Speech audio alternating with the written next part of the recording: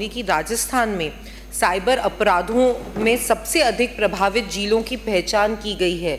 अगर यहाँ तो इन जिलों में सुरक्षा उपायों को बढ़ाने के लिए क्या क्या कदम उठाए हैं?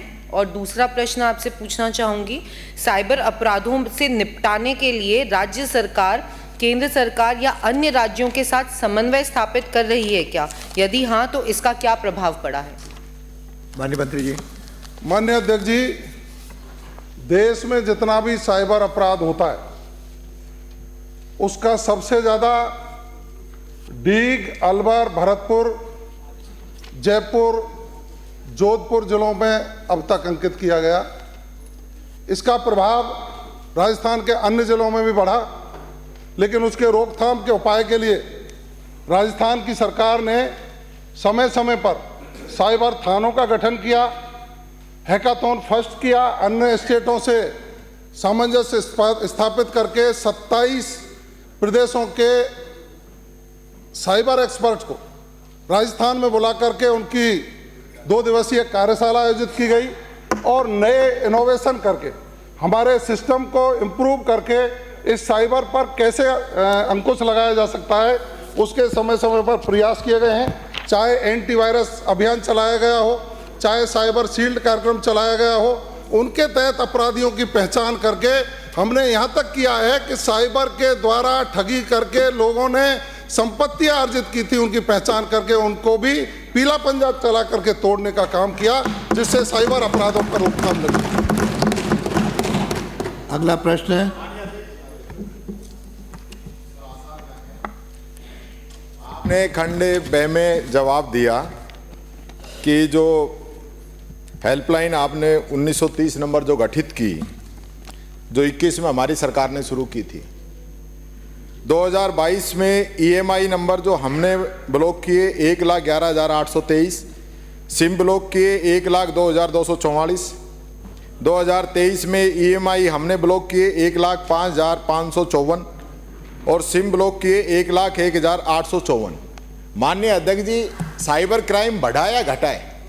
पिछले साल 2024 के अंदर आपने ये संख्या घटा के, जो लाख से ऊपर थी ना, आपने EMI ब्लॉक किए 16,739 मात्र, और सिम आपने ब्लॉक किए 46,494, यानी कि 16%, 15% पे आप आ गए। और साइबर क्राइम कितना बढ़ा है इसका भी आंकड़ा आप बता दीजिए। प्रश्न पूछिए। प्रश्न यही है साहब, इसका जवाब दें, क्राइम बढ़ा या घटा है, और ये आंकड़े सही या गलत है? एक। दूसरा, डिजिटल अरेस्ट जिस प्रकार से पूरे देश के अंदर चल रहा है, इसके लिए सरकार कोई कानून बनाना चाहती है, नहीं बनाना चाहती है? ये मेरा दूसरा क्वेश्चन है। तीसरा और मैं पूछना चाहूंगा, क्योंकि आपने भरतपुर, उनको ही 2 है, अभी 2 ही पूछो। भरतपुर डीग का जो नाम लिया, अलवर का जो नाम लिया, आप मेरे को ये बताने का कष्ट करेंगे कि आपने साइबर फ्रॉड के नाम पर 50-50 लोगों को अरेस्ट किया, सिर्फ 2 लोगों को मुकदमे में रखा और बाकी को 151 में दिखा के छोड़ दिया। तो आप बताने का कष्ट करें कि कितने लोगों को अरेस्ट किया था, कितनों पे मुकदमे दर्ज किए, ये बताइए। मुकदमों में कितने को अरेस्ट किया है? माननीय मंत्री जी। माननीय अध्यक्ष जी, नेता प्रतिपक्ष इनके समय पर जो अपराध हुए थे, अपराधों पर ये अंकुश नहीं लगा पाए थे। इनके राज में पुलिस जब दबिश देने जाती थी साइबर अपराधियों के घर पर, पुलिस पिटती थी और सत्ता पक्ष के लोग उनका समर्थन करते थे। आज उस अपराध पर अंकुश लगा है। हाँ, ये सही है। जो ये आंकड़ा तो सुनिए, जो ये आंकड़ा, तारीख बताएं, पुलिस कब पिटी है, तारीख बताएं। आपने प्रश्न, माननीय नो हरिमोहन जी, हरिमोहन जी, और किसी को अनुमति नहीं है। ये जो आंकड़ा पेश किया है, ये सही है कि हमने 2024 में 46,994 सिम ब्लॉक किए हैं। हमारा जो अपराध पर अंकुश लगाने का तंत्र है वो प्रभावी हुआ है, और प्रभावी होने के साथ उन लोगों को उस काम पर छोड़ने को मजबूर होना पड़ा है। ये बात भी सही है कि अपराध दूसरे जिलों में जहाँ जहाँ फैला है उस पर प्रभावी तरीके से कार्रवाई करने के लिए हमारा साइबर क्राइम का जो तंत्र है पूरी तरह से काम कर रहा है। लेकिन हम ऐसे लोग नहीं हैं कि गांवड़ी में पुलिस दबिश दे, साइबर अपराधियों को पकड़ने के लिए आए और वहां पुलिस पिटे और इनके कांग्रेस के नेता जाने को उनको बचाने के लिए जाए। ऐसा अब नहीं हुआ।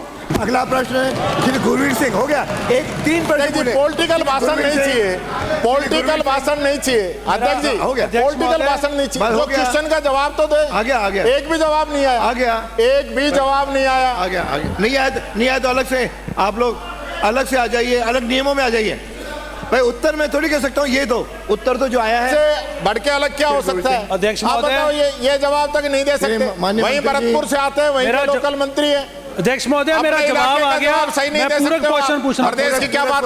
पूरक प्रश्न सरकार की तरफ से अध्यक्ष महोदय, बांकरोटा अग्निकांड को लेकर के मेरा प्रश्न है। जो अग्निकांड वहाँ हुआ, उसको तस्वीरें, उसकी वीडियोस पूरे देश भर ने देखी। 20 लोगों की जान गई, जल के मर गए, 42 साधनों का नुकसान हुआ। वो पूरे देश ने वो मंजर देखा। और जो संभावित कारण जवाब में दिए गए हैं अध्यक्ष महोदय, जो संभावित कारण जवाब में दिए गए हैं उसमें लिखा है पेज नंबर 3 पैरा 4 सब पैरा 1 में लिखा है कि यू टर्न सावधानी पूर्वक नहीं लिया गया। उसी के साथ जो जवाब में दोनों वाहन चालकों की लापरवाही से वाहन चलाने से एक्सीडेंट हुआ। माननीय प्रश्न ही बता रहा हूं कि इसमें जो कट है, नेशनल हाईवे पूरे राजस्थान का जो सबसे व्यस्त, सबसे बिजी रहने वाला हाईवे है, उसके ऊपर आपने ब्लैक स्पॉट्स छोड़ दिए।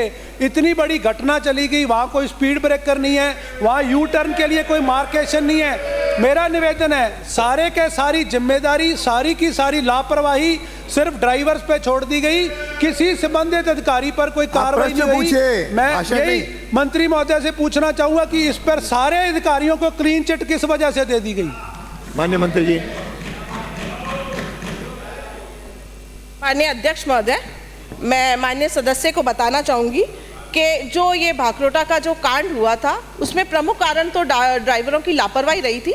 लेकिन फिर भी यदि हम अन्य कोई सेफ गार्ड्स लगाते तो निश्चित रूप से इस दुर्घटनाओं को हम टाला जा सकता था। इन दुर्घटना की जो संभावनाएं थी उनको हम टाल सकते थे। उसमें ट्रैफिक साइनेंस लगा होता, TBM रोड मार्किंग लगी होती, हाईवे स्ट्रीट लाइट लगी होती, तो शायद इन दुर्घटनाओं को रोका जा सकता था। अनाधिकृत कट जो थे, यदि हम इस रोड की बात करें तो इस पे ऊपर करीब 33 अनाधिकृत कट लगे हुए थे जो कई सालों से लगे हुए थे। और उसमें अभी जो हमने जो है उन कट को करीब 32 कट्स को बंद कर दिया गया है। केवल एक कट जो रहा है उसको भी जो है दूदू से आगे जो है उसको बंद करवाया जाना शेष है। और राज्य सरकार जो है वो इसके बारे में गंभीरता से विचार कर रही है।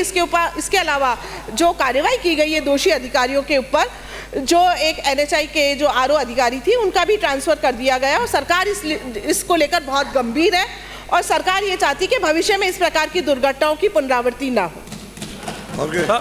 अगला एक प्रश्न और पूछ सकते हैं। पूरक एक पूछ लेता हूँ, ट्रांसफर से पूर्ति हो जाएगी, वो सबक जब तक नहीं सिखाओगे और कोई नुकसान होगा। मेरा ये, कोई भी सरकार आए, इतनी बड़ी घटना हो गई, आगे से ऐसा ना हो, जब तक आप एक आधा उदाहरण सेट नहीं करोगे कोई बात मान सुनने वाला नहीं है। मेरा दूसरा जो पूरक प्रश्न है, ये जो हाईली इन्फ्लेमेबल प्रोडक्ट्स को लेकर के साधन चलते हैं, इनकी स्टेट लेवल पे या नेशनल लेवल पे क्या गाइडलाइन है और सरकार को इनके मॉनिटरिंग के लिए इनके पास क्या कोई डैशबोर्ड है? आज GPS टेक्नोलॉजी के साथ पूरे जो ट्रकों का सिस्टम है उसको आप उसकी स्पीड मॉनिटर कर सकते हो, उसकी लोकेशन मॉनिटर कर सकते हो। तो सरकार ने क्या कोई ऐसी रणनीति, कोई तैयारी या कोई ऐसा किया है, प्लेटफॉर्म आपके पास है जिससे आगे इस घटनाओं को रोका जा सके? माननीय मंत्री जी। माननीय अध्यक्ष महोदय, वैसे तो ये ज्वलनशील पदार्थ को जो परिवहन करते हैं ये ट्रांसपोर्टेशन वाले, उनके लिए ऐसी कोई समयावधि तो नहीं निर्धारित की गई है।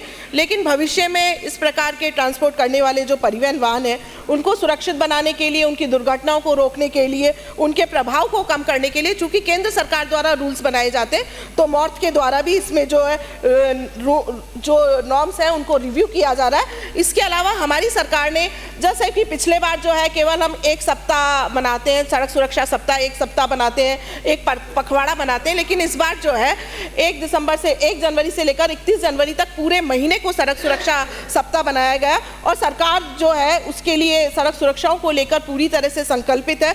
आगामी 10 वर्षों की भी इसमें कार्य योजनाएं बनाई गई है कि वर्ष 2030 तक 50% सड़क दुर्घटनाओं में कमी आए और 2033 तक 75% सड़क दुर्घटनाओं में कमी आए।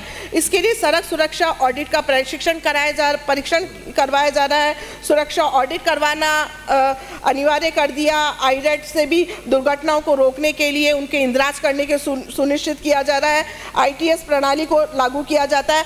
वेब पोर्टल का जो है लॉन्च कर दिया गया है। माय भारत पोर्टल को भी जो है अपलोड करना सुनिश्चित किया है। ब्लैक जो स्पोर्ट्स है उनके सुधारीकरण और निगरानी का भी कार्य किया जा रहा है। तो हमारी सरकार ने जो है आगामी वर्षों के लिए इस प्रकार की कोई दुर्घटनाएं न हो, तो दुर्घटनाओं को लेकर बहुत संवेदनशील है और आने वाले समय में जो दुर्घटनाएं रेगुलर बढ़ रही है उनके ऊपर निश्चित रूप से जो है हमें इसमें कमी दिखाई दी। अगला प्रश्न अध्यक्ष जी, हर प्रश्न में नहीं, हर प्रश्न में नहीं, 1 घंटे में 1 प्रश्न 2, कोई बात नहीं, अधिकार हर प्रश्न में नहीं है। इंपॉर्टेंट कोई हो रह गया हो, इम्पोर्टेंट है अध्यक्ष जी। 50 लोग मर गए दुर्घटना में तो जल पहला ही हुआ, के, दूसरे एक भी दोषी नहीं माना, इससे इम्पोर्टेंट क्या होगा? एक व्यक्ति को दोषी नहीं माना गया। अगला प्रश्न पुकारा नहीं अध्यक्ष जी, इस पे जवाब दिलवाइए। जो कमेटी आपने बनाई, इस कमेटी ने क्या रिपोर्ट दी थी? अवैध कट कितने दिन में बंद करने के निर्देश दिए थे, कितने दिन बाद वो बंद किए? सर यदि पूरे राजस्थान में अवैध कटों की बात की जाए, इसी की प्रॉपर, तो इसकी तो जैसे ही हमारे पास जांच रिपोर्ट आई थी 33 कट थे इसी रोड के ऊपर, उसमें से हमने जो 32 बंद कर दिए हैं, केवल 1 कट बाकी रहा है। और इसमें जो DPS के पास में कट था उसमें भी वैकल्पिक मार्ग निकाल दिया गया है नरसिंहपुरा फ्लाईओवर से। जो रिपोर्ट दी थी कितने दिन में कट बंद करने की कही थी और कितने दिनों बाद वो कट बंद हुए, इतना ही पूछ रहा हूँ बस। सर हमने उसकी जांच कमेटी तुरंत बना दी गई थी और उन्होंने अपनी रिपोर्ट 1 महीने के अंदर दी थी और तुरंत ही इसके ऊपर कार्रवाई करके जो 33 कट थे 2 महीने तक कट बंद नहीं हुए और 1 कट तो आज तक भी बंद नहीं हुआ है। ये तो मॉनिटरिंग है सरकार की। श्री चुन्नीलाल, प्रश्न संख्या 95। माननीय मंत्री जी, जवाब मेरे पास आ गया है मंत्री जी। जवाब आ गया, जवाब आ गया कह रहे हैं माननीय मंत्री जी, कह रहे जवाब आ गया है। माननीय मंत्री जी से ये जानना चाहूँगा कि मेरे विधानसभा क्षेत्र में करीब 12 साल से समिति और बलकासा में PSC स्वीकृत हुई थी, लेकिन आज तक अभी तक 12 साल के बाद वहाँ बिल्डिंग नहीं बनी, ना पैसा आया है। तो मैं मंत्री जी से निवेदन करना चाहता हूँ कि इतना लंबा पीरियड कैसे हो गया, भवन क्यों नहीं बना? माननीय मंत्री जी। माननीय अध्यक्ष महोदय, आपका भी तो टाइम आया था। तो जो अरे मैंने परिशिष्ट पर माननीय सदस्य को NHM के जितने भी रूल्स हैं उसके बारे में मैंने अवगत करा दिया है।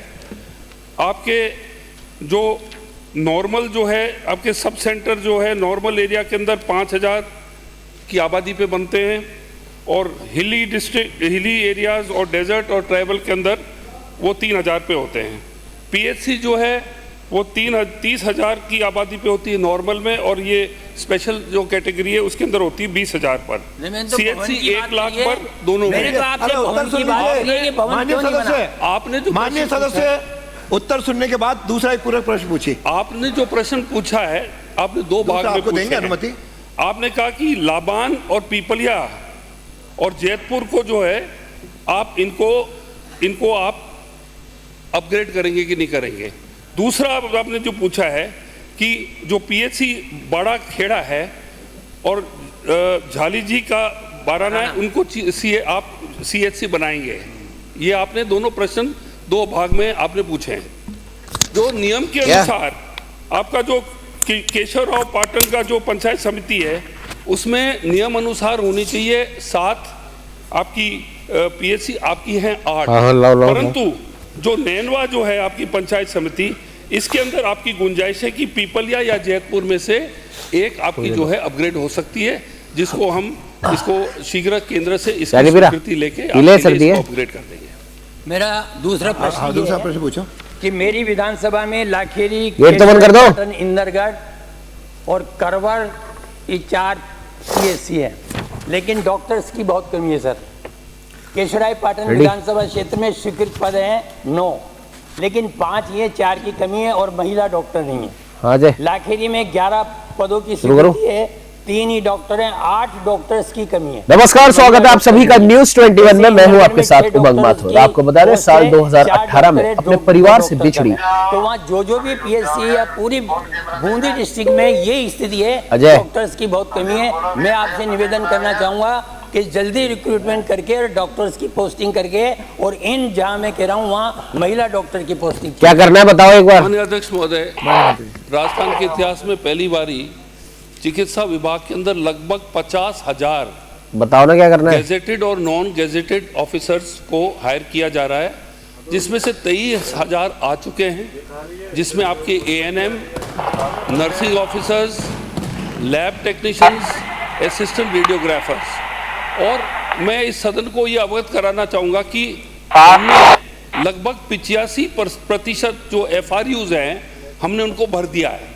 FRU जब ही चलता है जब वहाँ पर बच्चों का डॉक्टर, एनेस्थेटिस्ट और ये जो 3 डॉक्टर जो हैं, ऑर्थोपीडिक, एनेस्थेटिस्ट, बच्चों का डॉक्टर, ये जो होते हैं तब वो FRU चलता है। सब बंद पड़े हुए थे। ट्रॉमा सेंटर्स को भी हमने चालू कर दिया है। मैं अध्यक्ष महोदय आपके मार्फत पूरे सदन को बताना चाहूँगा कि मई जून तक जब हमारी भर्तियाँ हो जाएंगी, आप लोगों के नॉन गेजेटेड और गेजेटेड पद है लगभग 75% आपके सबके भर दिए जाएंगे। धन्यवाद। अगला प्रश्न है श्री विनोद कुमार। प्रश्न संख्या 96 मेरे अध्यक्ष महोदय जवाब आ गया है। मैं पूर्व प्रश्न करना चाहूँगा। माननीय उच्च न्यायालय जोधपुर के मापदंड अनुसार ADG कोर्ट के लिए 750 केसों का मापदंड है, और राजस्थान सरकार जो कह रही है कि 1000 और 1200 का आंकड़ा होना चाहिए। इस संबंध में मैं मंत्री महोदय से कहना चाहूँगा कि इसमें राजस्थान सरकार और माननीय उच्च न्यायालय का जो डिफरेंस है, इसमें स्पष्ट करे कि क्या मापदंड है। रिकॉर्डिंग चालू है ना माननीय मंत्री महोदय। नमस्कार, स्वागत है आप सभी का न्यूज 21 में। मैं हूं आपके साथ उमंग माथुर। अब आइए रुक करेंगे इस वक्त की प्रमुख खबर की। साल 2018 में अपने परिवार से बिछड़ी एक मासूम बच्ची संगीता को आज 2025 में अपने माँ बाप से मिलाने का काम किया है समर्पण संस्थान ने। समर्पण संस्थान की साध्वी क्रिमिनल के प्रकरण होते हैं तो विचार खोलने पर की जा सकती है वित्तीय संसाधनों की। ये मापदंड पुराने समय से निर्धारित किए हुए हैं और आवश्यकता अब महसूस भी की जा रही है कि मापदंडों में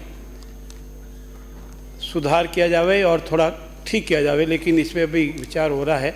आफ्टर में चूँकि मामला हाईकोर्ट की कमेटी के पास में लंबित था, हाईकोर्ट की कमेटी ने उस पर निष्कर्षण दिया और वित्तीय संसाधनों की उपलब्धता के देखते हुए आपने जो अपनी मांग रखी है, अपने जनता की मांग रखी है, उस पर गंभीरता से विचार करें। अब हाईकोर्ट की मंत्री महोदय मैं यही कहना चाहूँगा कि माननीय उच्च न्यायालय की माननीय कमेटी द्वारा अगर यस की जाती है तो आप क्या खोलने का विचार रखते हैं या नहीं? माननीय राजस्थान उच्च न्यायालय की कमेटी द्वारा रिकमेंड करने के उपरांत राजस्थान सरकार के मापदंड, राजस्थान सरकार के पास उपलब्ध वित्तीय संसाधन, इन समग्र विचार करने के उपरांत खोलने पर निर्णय लिया जाता है। धन्यवाद। अगला प्रश्न है श्री रामकेश। प्रश्न संख्या 97 उत्तर आ गया। पूछे अध्यक्ष महोदय मैं बैठे बैठे बैठे नहीं बोले, नहीं उत्तर देने की आवश्यकता नहीं है, बैठे हुए प्रश्न करें। मैं आपके माध्यम से माननीय मंत्री मोदी जी से पूछना चाहता हूं कि आपने जो उज्ज्वला योजना में पात्रता की शर्त जो बताई है, उस शर्त में आपने 14 बिंदु लिखे हैं और 14 सूत्रीय घोषणा के अनुसार इसमें जो भी पात्र लोग हैं उनको आप उज्ज्वला में गैस सिलेंडर देंगे। तो मैंने इसका पूरा एनालिसिस किया। इसमें ST, SC, MBC, प्रधानमंत्री आवास, अंत्योदय, SECC और इसमें सारे के सारे अगर इनको लिया जाए तो करीब 5 करोड़ जनसंख्या राजस्थान की इसमें प्रश्न पूछो। 5 करोड़ जनसंख्या इसमें कवर हो जाती है। तो मैं आपसे पहला सवाल तो ये करना चाहता हूँ कि ये 5 करोड़ में से आपने उज्ज्वला के कितने कनेक्शन दिए और दूसरा प्रश्न मेरा ये है कि इसी तरीके से आपने गंगापुर विधानसभा का जो मैंने लगाया, तो गंगापुर विधानसभा में आपने बताया कि 1668 कनेक्शन दिए हैं, जबकि इसकी पात्रता को अगर देखते हैं तो करीब 2.25 लाख जनसंख्या इसमें पात्रता में आती है। तो 2.25 लाख में से आपने केवल 1668 कनेक्शन ही दिए हैं, बाकी के कनेक्शन कब तक दे देंगे, क्या विचार है सरकार का? माननीय मंत्री जी। माननीय अध्यक्ष जी, मैं माननीय उपनेता प्रतिपक्ष जी को बताना चाहूँगा कि जो इनका पहला प्रश्न कि 5 करोड़ की जो इन्होंने रखा कि 5 करोड़ पात्रता ये नहीं, अभी राजस्थान में हमारे अभी कुल कनेक्शन राजस्थान में लगभग 1 करोड़ 83 लाख कंज्यूमर को दिया जा चुका है सबके पास, जिसमें से उज्ज्वला योजना में 73,82,000 कनेक्शन दिए गए। ये योजना जब 1 मई 2016 में लाई गई थी तब टारगेट इसका 5 करोड़ था। उसके बाद लक्ष्य बढ़ाते हुए अभी उज्ज्वला योजना में पूरे भारत में 10 करोड़ 33 लाख का जो कनेक्शन दिए जा चुके हैं, इसका लक्ष्य पूरा हो चुका है और राजस्थान में 73,82,000 कनेक्शन है। दूसरा प्रश्न आपका कि गंगापुर सिटी के लिए, तो गंगापुर सिटी में आपके जो पुराना जिला था जो अब नहीं है, उसमें 74,000 कनेक्शन थे उसमें पूरे में जो पुराने में, और आपके अभी उज्ज्वला योजना में लंबित कनेक्शन है 550 जिन्होंने आवेदन किए हुए, जिसमें HPCL में 130, BPCL में 92, IOCL में 328, कुल 550 कनेक्शन लंबित है। पर यह बात माननी पड़ेगी हम सबको कि ऐसी योजना भारत में आई जिसने पिछले 2016 के बाद 8 साल में ही लगभग 10 करोड़ 33 लाख कनेक्शन दिए गए, पूरे भारत में बदलाव लाया। ये एक ऐसी योजना जो भारत में असंभव थी, जिसमें नहीं, मैं आप ही का जवाब दे रहा हूँ, कितनी खुशी की बात है आपको अध्यक्ष जी। इस योजना से हम जिस रेगिस्तान क्षेत्र में आते हैं, माताएं बहनें कितनी परेशान होती थी। उस समय एक समय था जब ये विपक्ष वाले ही मजाक बनाते थे कि गाँव में कैसे गैस कनेक्शन जाएंगे। इन्होंने गाँव की महिलाओं को कम आंका था और माताओं बहनों ने ऐसी योजना को जोरदार सफल बनाया कि उपनेता प्रतिपक्ष भी ये प्रश्न पूछ रहे हैं बात का। अगला एक मिनट। माननीय अध्यक्ष महोदय, 2014 में गैस का कनेक्शन मिलता था, सिलेंडर मिलता था 410 रुपए में। इस 410 रुपए के सिलेंडर को सरकार ने कर दिया 810 रुपए का। ये प्रश्न में दुगना और दुगने में भी आपने केवल गैस दुगने में भी आप इसमें पात्रता जो आपने ये 14 बिंदु बनाए हैं, ये 14 बिंदु में करीब 5 करोड़ जनसंख्या राजस्थान की कवर होती है। क्या आप इसमें कनेक्शन देने की स्थिति में हो? आज आप कनेक्शन दोगे इसमें? एक पहला प्रश्न। और दूसरा आप बताइए, गंगापुर में मात्र 1668 कनेक्शन, और बाकी के लोगों को कब कनेक्शन देंगे आप? दूसरी बात ये है, एक ही प्रश्न पूछे, इसका ही जवाब दीजिए आप। जवाब दिलवा। माननीय अध्यक्ष जी, उपनेता जी ने कहा कि 410 में सिलेंडर मिलता था। आपने उज्ज्वला का प्रश्न पूछा है, तो उज्ज्वला लाभार्थियों को आज भी 10 साल बात है। अब मैं उत्तर केवल उज्ज्वला की चर्चा होगी। सुनिए, आप ऐसे आप सामान्य है माननीय जी। आपने 410 में सिलेंडर आज से 15 साल पहले जो आप कह रहे हो मिलता था, उज्ज्वला लाभार्थी जो 73,82,000 है, उन्हें आज भी भजन लाल जी शर्मा की सरकार में 450 में मिल रहा है 15 साल बाद भी। और आपने गंगापुर सिटी का पूछा, गंगापुर सिटी में मैंने कहा 74,000 कनेक्शन, और आप जो राजस्थान के 8 करोड़ की आबादी बता रहे हैं, तो मैं आपको इसीलिए आंकड़ा बताया कि 1 करोड़ 83,68,000 कनेक्शन राजस्थान में टोटल है, जिसमें उज्ज्वला योजना में 73,82,000 है, ज्यादातर कवरेज हो रहा है। और आप विश्वास कीजिए, मोदी जी और भी उज्ज्वला लेके आएंगे, बाकी किसी को नहीं रहने देंगे। उसमें से सब्सिडी आपने दे दी क्या? कितने लोगों की सब्सिडी? अर्जुला झिंगर कितनी सब्सिडी बाकी है आप बताइए? 3 हो गए। अर्जुला झिंगर। प्रश्न संख्या 98। माननीय मंत्री जी, सब्सिडी तो आगे मान्य 3 की भी सब्सिडी नहीं आई, वही तो पूछ रहे हैं। अगला प्रश्न हो गया माननीय मंत्री जी। तो फॉर्मेलिटी हो रही है। माननीय अध्यक्ष महोदय, खंड 1। जी हाँ, अगला प्रश्न हो गया माननीय विपक्ष नेता। तो यहाँ लगने के बाद में भी साहब जवाब कोई मतलब थोड़ी है आपके नहीं, तो कोई मतलब ये सरकार की तरफ से कोई जवाब सुनने के लिए थोड़ी बैठे। कोई क्वेश्चन माननीय सदस्य ने लगाया, जवाब तो आए। जवाब आ गया? जवाब ही नहीं आ गया। आपके अनुकूल आए, एक भी जवाब नहीं आया। अनुकूल आए, ये बताते कि कितने कनेक्शन आज की तारीख में देने की स्थिति में है और कितनी सब्सिडी पेंडिंग है। आप अलग नियमों में आइए। उत्तर ठीक नहीं है तो अलग नियम कर दिया, मैं आपकी चर्चा करूंगा। यदि किसी को अध्यक्ष महोदय, अलग नियम बने हुए हैं, आप नियम में आइए, मैं चर्चा करूंगा। जी हाँ, नीति के प्रति परिशिष्ट 1 पर उपलब्ध है। खंड 2। जी हाँ, ये मंदिर देवस्थान विभाग द्वारा नियंत्रित एवं प्रतिबंधित नहीं होकर एक अराजकीय मंदिर है जो कि विधानसभा क्षेत्र कपासन के ग्राम आली तहसील चित्तौड़गढ़ में स्थित है। विगत 5 वर्षों में इस मंदिर में सरकार द्वारा कोई कार्य नहीं करवाया जाकर कोई भी राशि व्यय भी नहीं की गई है। माननीय अध्यक्ष महोदय, मैं मंत्री महोदय से जानना चाहता हूं, क्या पिछली भाजपा सरकार के समय शनि महाराज मंदिर के विकास के लिए डीपीआर बनाने की स्वीकृति हुई और डीपीआर बनी? यदि डीपीआर बनी तो फिर मंदिर के विकास के लिए कार्य क्यों नहीं किए गए?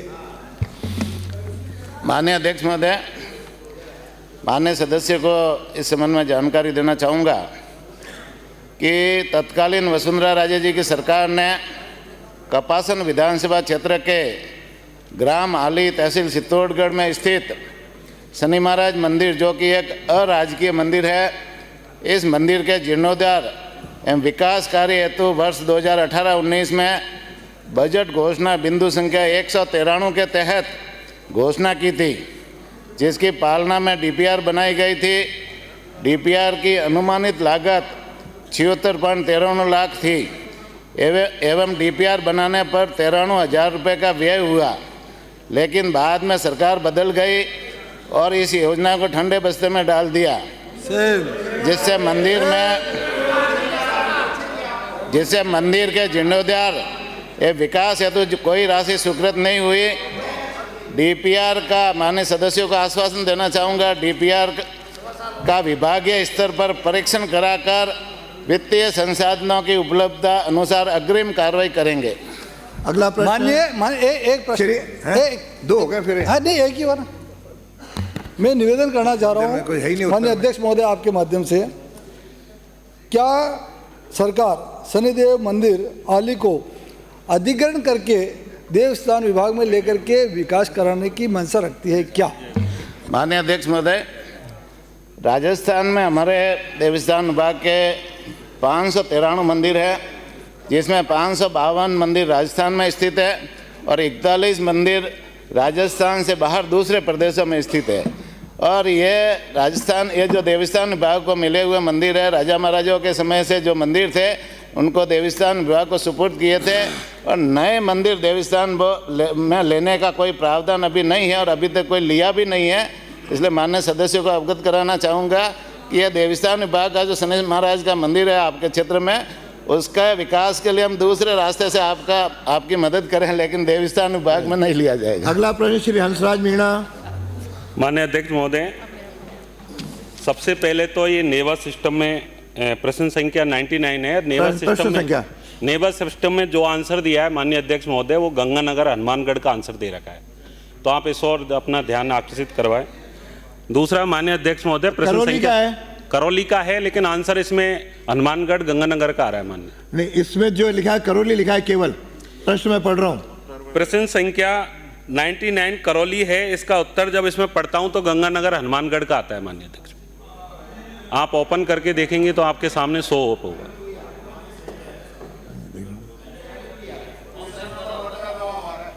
प्रश्न संख्या 99। माननीय मंत्री जी, उत्तर पढ़िए, वो जो पूछ रहे पहले वो भी बताइए। खंड 1, जिला करौली में विगत 3 वर्षों में विभाग द्वारा वन संरक्षण से संबंधित कराए गए कार्यों एवं उन पर व्यय राशि का वर्षवार विवरण परिशिष्ट 1 पर संलग्न है। खंड 2, करौली जिले में क्रियाशील ग्राम वन सुरक्षा समिति एवं इको डेवलपमेंट कमेटी का विवरण परिशिष्ट 2 पर संलग्न है एवं उनके उद्देश्य, दायित्व एवं कर्तव्यों का विवरण परिशिष्ट 3 पर संलग्न है।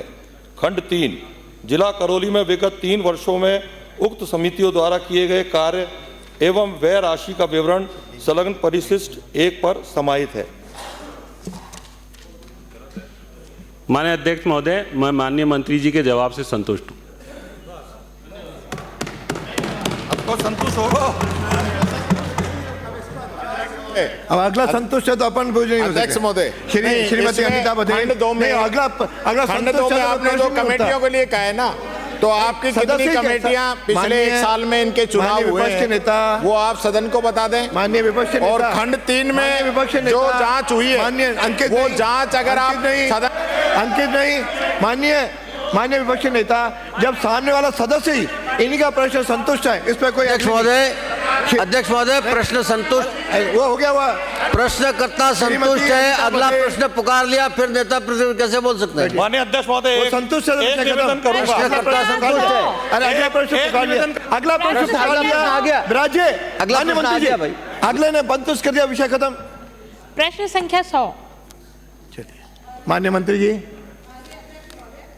अब अगला ही संतुष्ट हो तो वर्ष 2019-20 से वर्ष 2023-24 की अवधि में कुल आबकारी राजस्व राशि 57,802.78 करोड़ रुपए प्राप्त हुआ तथा नवजीवन योजना के माध्यम से व्यय की गई राशि का जिलेवार विवरण परिशिष्ट ए पर संलग्न है। विगत 5 वर्षों में वर्ष 2019-20 से 2023-24 अजमेर जिले में कुल राशि रुपए 2,898.45 करोड़ आबकारी राजस्व प्राप्त हुआ तथा नवजीवन योजना के अंतर्गत कुल राशि 330.52 लाख का व्यय किया गया। माननीय अध्यक्ष महोदय, आपके माध्यम से माननीय मंत्री महोदय से जानना चाहूँगी कि इस योजना को क्या अभी भी वर्तमान में भी ये योजना संचालित हो रही है, और यदि ये योजना संचालित हो रही है तो पिछले 2 वर्षों में इस योजना में कितनी धनराशि व्यय हुई? एक क्वेश्चन, दूसरा मैं बाद में पूछ लूँ। माननीय अध्यक्ष महोदय, नवजीवन योजना जो थी वो आबकारी विभाग के माध्यम से चालू की गई थी, ये 31 अगस्त 2009 में, और उसके बाद में जो है सामाजिक न्याय अधिकारिता विभाग को 2011-12 के अंदर दे दी गई थी। और नवजीवन योजना अभी भी चालू है। ये उन लोगों के लिए जो चालू की गई है जो अवैध शराब का निर्माण करते हैं, उनका स्टोरेज करते हैं और उनको जो उनके विक्रय में लिप्त होते हैं, ताकि इन लोगों को जो है एक वैकल्पिक रोजगार उपलब्ध कराया जाए और समाज की मुख्य धारा के अंदर इनको जोड़ा जाए। तो इस तरह से ये योजना जो है अभी भी सामाजिक न्याय अधिकारिता विभाग द्वारा चालू है। जहां तक अजमेर जिले के लिए माननीय सदस्य ने पूछा है, अजमेर जिले में 2019-20 से 2023-24 तक 3.30 करोड़ रुपए का व्यय हुआ। 2024-25 में राज्य के बजट के अंदर जो प्रोविजन रखा गया था वो 6.83 करोड़ रुपए का दिया था और राज्य में 4.34 करोड़ रुपए खर्च हुए और अजमेर में जो है 19.66 लाख रुपए खर्च हुए। पूरक प्रश्न, पूरक प्रश्न। मंत्री महोदय ने जवाब दे दिया पहले। अगला प्रश्न, प्रश्न संख्या 101। कालीचरण जी, माननीय मंत्री जी।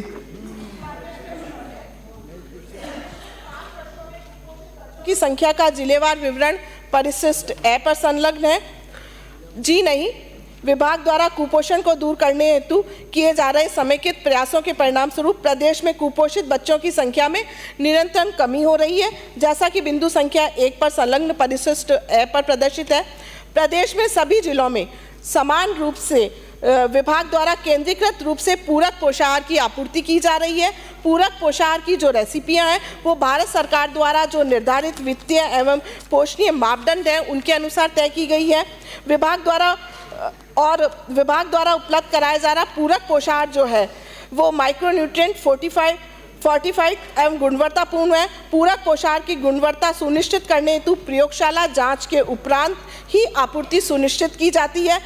पोषाहार की गुणवत्ता सुनिश्चित करने के लिए नमूनों की प्रयोगशाला जांच 5 स्तरों पर की जाती है, जिसमें पहला है पोषाहार उत्पादन स्तर पर ही इन हाउस लैब है।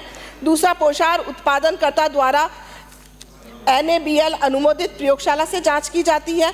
फिर विभागीय अधिकारियों द्वारा भी उत्पादन स्थल से नमूने एकत्रित करके NABL अनुमोदित प्रयोगशाला से जांच की जाती है। कॉन्फेड द्वारा स्वयं के स्तर पर भी उत्पादन स्थल से नमूने एकत्रित कर NABL अनुमोदित प्रयोगशाला से जांच की जाती है और आंगनवाड़ी केंद्रों पर आपूर्ति के उपरांत विभागीय अधिकारियों द्वारा रैंडमली नमूने लिए जाते हैं और फिर NAPL अनुमोदित प्रयोगशाला द्वारा जांच की जाती है और उक्त प्रयोगशाला जांचें पृथक NABL अनुमोदित प्रयोगशाला द्वारा कराई जा रही है। आंगनवाड़ी केंद्रों पर सही गुणवत्ता का ही पोषाहार स्वीकार करने का निर्देश भी दिए गए हैं। आपूर्ति के दौरान यदि गुणवत्ता में कमी देखी जाती है तो तुरंत सामग्री बदलवाकर प्राप्त की जाती है। माननीय सदस्य। माननीय अध्यक्ष महोदय, मैं आपके माध्यम से पूछना चाहूँगा कि प्रश्न के उत्तर में आप द्वारा विभिन्न स्तरों पर लैब से जांच के संदर्भ में जानकारी दी गई है, तो क्या सैंपल सब स्टैंडर्ड पाए गए और यदि पाए गए तो इस पर क्या कार्रवाई की गई? माननीय अध्यक्ष महोदय, ये सरकार की एक बहुत ही महत्वाकांक्षी योजना है और जैसा कि मैंने बताया कि 5 स्तर पर जो है इसमें लेबोरेटरी चेक की जाती है और यदि पोषाहार ये जो है वो अमानक पाए जाते हैं तो ज़रूर उसके ऊपर कार्रवाई की जाती है, यदि उसकी जांच कर ली जाती है और यदि अमानक पाए जाते हैं तो पूरी, यदि उसे यूज़ में नहीं लिया गया तो जो पूरा बैच है उसकी कॉस्ट का हम 5% उस पर पेनल्टी लगाए जाते हैं और यदि वो यूज़ में नहीं लिया जाता तो उसका पूरा ही जो है उसको रिप्लेस किया जाता है। साथ ही अभी जैसे कि अध्यक्ष महोदय ने पूछा है कि क्या इस प्रकार की कोई जांच की गई है, तो मैं बता दूं आपको कि दिसंबर 2023 में जयपुर जिले में और जनवरी 2024 में भरतपुर जिले के अंदर कुछ नमूने लेकर जो हमारी राजकीय प्रयोगशालाएं थी उनमें हमने जांच करवाई थी और कुछ 9 नमूने जो थे वो अमानक पाए गए और इस संबंध में विभाग द्वारा कार्रवाई करते हुए 44,72,000 रुपये की पेनल्टी भी आपूर्तिकर्ता पर लगाई गई है। ठीक, माननीय सदस्य दूसरा कोई हो गया, धन्यवाद। अगला प्रश्न श्री शांति धारीवाल।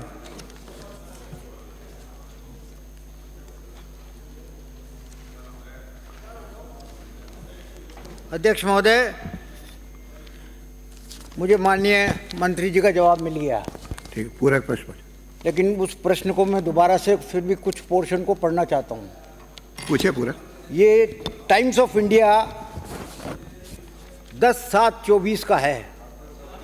आप तो प्रश्न पूछे, प्रश्न पूछो। अखबार का नहीं, प्रश्न पूछो। स्टेटमेंट है आपका, कह दिया मैंने कह दिया। आप बात सुनिए, जरा नियमों की जानकारी ले लो, उसके बाद में ऐतराज किया करो। आपका स्टेटमेंट है कि when contacted the state the health minister Shri Gajendra Singh, प्रश्न पूछे गजेंद्र सिंह, माननीय सदस्य प्रश्न पूछो। अखबार का वाचन नहीं करना है, प्रश्न पूछो, पूरा प्रश्न पूछो। ये सब अखबार का नहीं है, अखबार नहीं पढ़ेंगे। मैं ये कह रहा हूं कि गजेंद्र सिंह जी ने ये स्टेटमेंट दिया कि अगर कोई प्रस्ताव मेरे पास आता है तो मैं निश्चित तौर पर उसको अविलंब जो है मंजूर करूंगा, ठीक है ना। अब सवाल ये आता है, सवाल पूछो। अब सवाल आता है तो ये सवाल पूछ रहा हूँ और क्या कर रहा हूँ। नहीं, आप तो अखबार पढ़ रहे हो ना, अखबार नहीं। अखबार क्या पढ़ रहा हूँ मैं, तो अखबार में स्टेटमेंट। सदस्य प्रश्न पूछा, मैंने अगला प्रश्न पुकारूंगा, पूछो। मेरा आपसे निवेदन है, अगला प्रश्न नहीं पूछेंगे तो माननीय सदस्य कोई अधिकार नहीं है। ये तो आपने मान लिया का अधिकार है। प्रश्न में आपने मान लिया कि 6/7/23 को जब हमारी सरकार थी, आपका प्रश्न है तो बोलिए। साइकोलॉजिकल काउंसलिंग सेंटर की स्थापना और 3 पद क्लिनिकल साइकोलॉजिस्ट और 6 पद काउंसलर के सृजित करने की स्वीकृति जारी कर दी थी। कब करी थी? 7वें महीने में, 23 के 7वें महीने में, ठीक है ना सर। तब से ये काम तब से चल रहा था। अब सवाल मेरा ये था कि कोटा से आपको प्रस्ताव प्राप्त हुआ, कोटा की प्रिंसिपल मेडिकल कॉलेज के ने आपको प्रस्ताव दिया कि साहब यहाँ पर 5 साइकोलॉजिस्ट की ज़रूरत है और 10 काउंसलर की ज़रूरत है, लेकिन उसके बाद कोई कार्रवाई उस पर नहीं हुई। सिर्फ एक साइकोलॉजिस्ट वहाँ पर भेजी गई और 3 जो है और 4 काउंसलर जो है जो वो भी संविदा पे लगाए गए और जो एक साइकोलॉजिस्ट भेजी गई उसको भी आपने जयपुर बुला लिया। अब सवाल ये आता है, मैं ये आपसे नहीं, और आपने अपने जवाब में ये कहा कि साहब इस काम को कौन कर रहा है, ये साइकोलॉजिस्ट के फैकल्टी का डॉक्टर, रेजिडेंट चिकित्सक, क्लिनिकल साइकोलॉजिस्ट के संपादित ये कर रहे हैं। तो ये तो डॉक्टर का काम तो दवाई देने का है। साइकोलॉजी, अरे ठहरो तो सर, सुनो तो सर यार, ये क्या करते हो आप? तो पूछो ये क्या करते हो आप? अरे ये क्या करते हो मंत्री जी?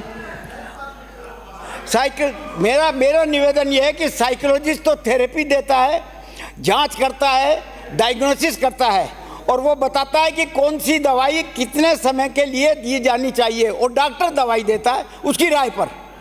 तो डॉक्टर के पास ही अगर सीधा मरीज चले गया तो साइकोलॉजिस्ट की जरूरत ही क्या नहीं। फिर मेरा आपसे ये निवेदन है और कि आप, पहला प्रश्न तो यह है मेरा कि आप साइकोलॉजिस्ट की और काउंसलर्स की नियुक्ति करेंगे न करेंगे? आपके पास सारे प्रस्ताव आ चुके। दूसरा मेरा प्रश्न यह है कि चाहे सीकर हो, चाहे कोटा हो, चाहे जयपुर हो, सब जगह कोचिंग इंस्टीट्यूट्स है और सेंट्रल की गाइडलाइन है कि हर कोचिंग इंस्टीट्यूट में आपको, कोचिंग संस्थान में साइकोलॉजिस्ट और काउंसलिंग का होना अनिवार्य है। तो मैं आपको प्रश्न यह है मेरा, अरे बैठ जा प्रश्न पूछे, प्रश्न का उत्तर आएंगे ना माननीय मंत्री जी। ये मैं, अरे आपको किसने कहा? आप बैठिए। नो, मेरा रामकेश, मिस्टर शरण सिंह, ये बर्दाश्त नहीं होगा। आप बैठिए। उसके लिए सरकार के मंत्री खड़े हो रहे हैं। मैं कहूंगा, आप नहीं कहोगे। नो अध्यक्ष जी, नो, बैठिए। आप बैठो, आप बैठो। जब वो काम मेरा पे, I don't do it. No, sir, no, अंकित नहीं हो। No, अंकित नहीं हो। खड़े होते हैं। सरकार के मंत्री कैसे खड़े होते हैं? ये नहीं चलेगा।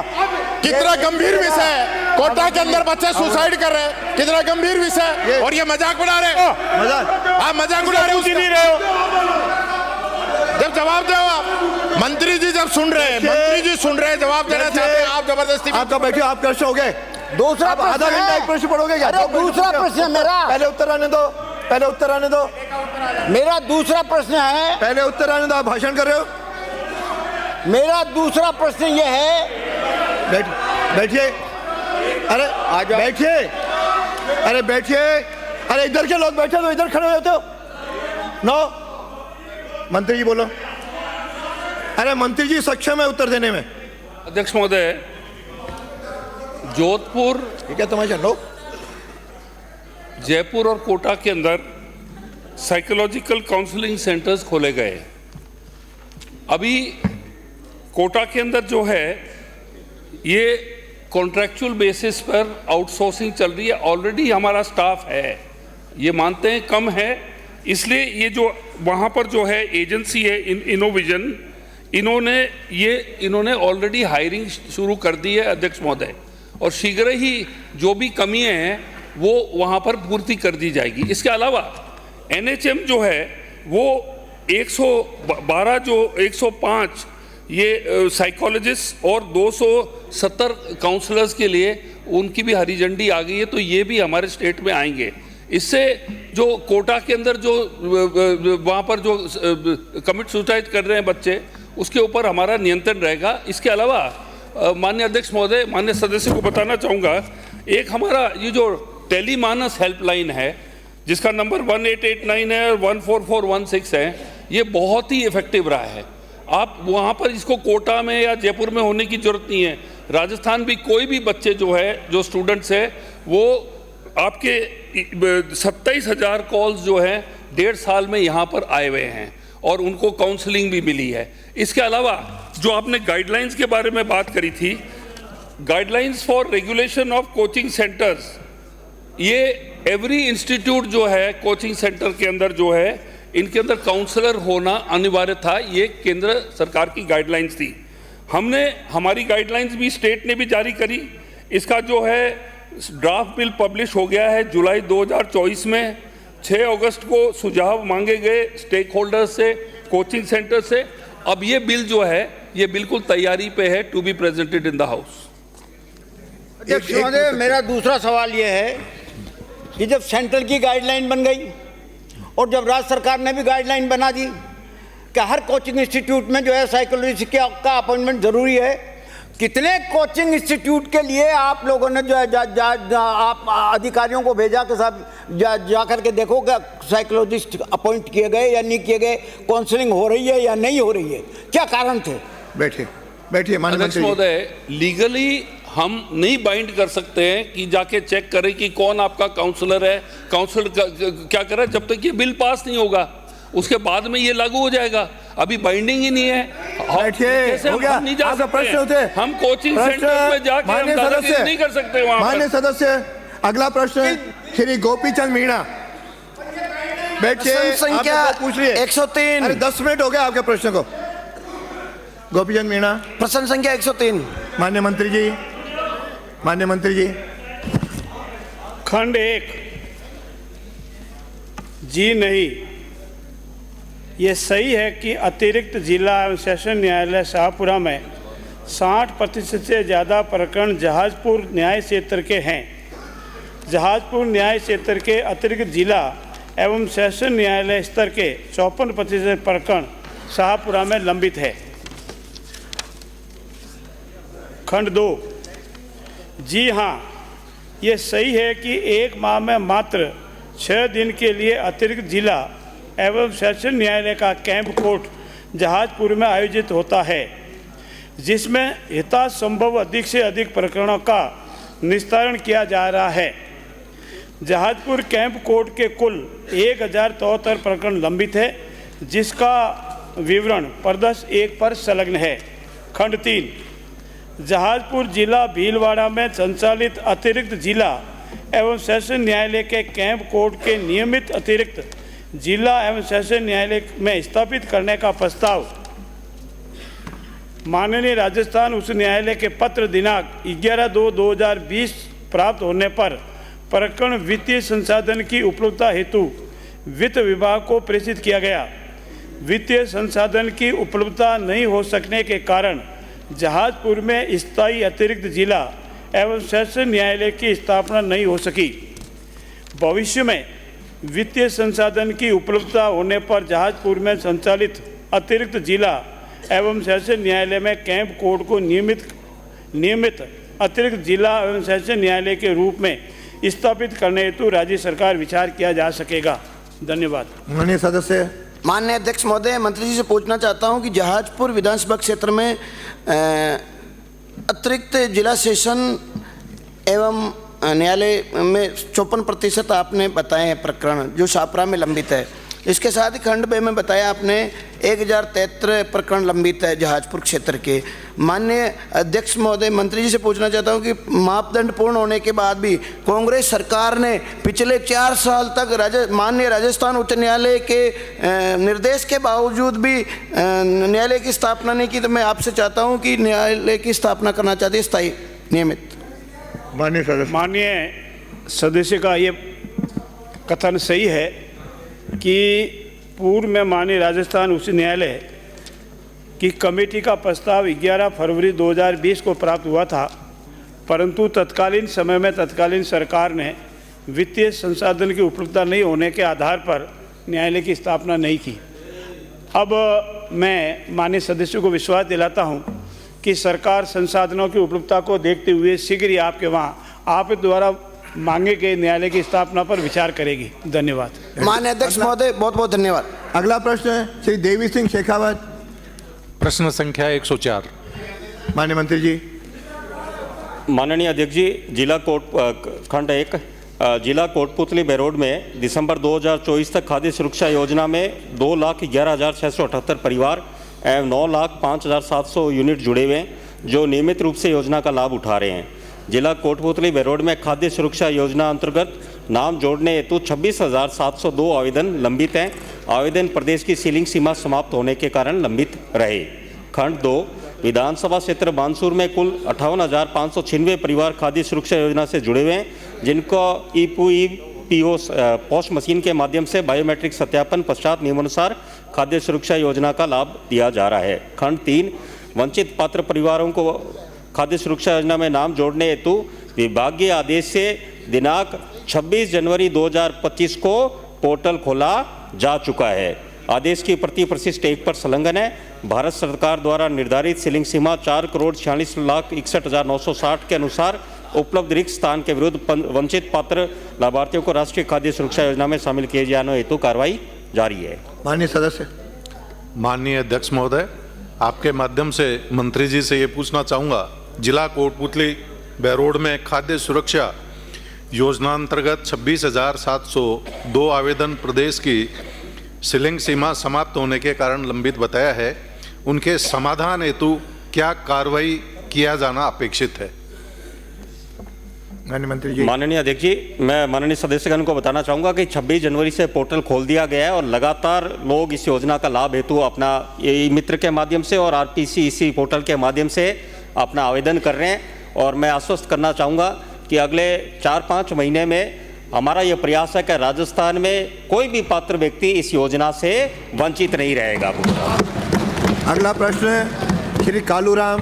पूछना कोई और? इन्होंने वंचित रखा। एक सेकंड। माननीय अध्यक्ष महोदय, मंत्री जी से मैं आपके माध्यम से पूछना चाहूँगा कि ये 26,702 आवेदन किन किन तारीख को आवेदन इनके प्राप्त हुए, इनकी सूची उपलब्ध करवाने का श्रम कराएं। ये सूची बाद में आप उपलब्ध लेना, सूची पढ़ी थोड़ी जाएगी।